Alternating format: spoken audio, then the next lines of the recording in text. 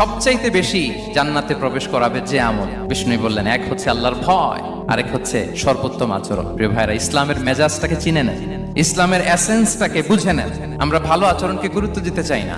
অনেক নামাজি লোক দেখবেন নামাজ পড়তে পড়তে কপালে কালো দাগ ফেলে দিচ্ছে, বাসায় বউয়ের সাথে খারাপ আচরণ করে, খিটখিটে মেজাজের, প্রতিবেশীর সাথে শুধু ঝগড়া, কলিগদের সাথে ঝগড়া, মারামারি, দুঃসম্পর্ক। এরকম আছে না? নাই বলেন, আছে না?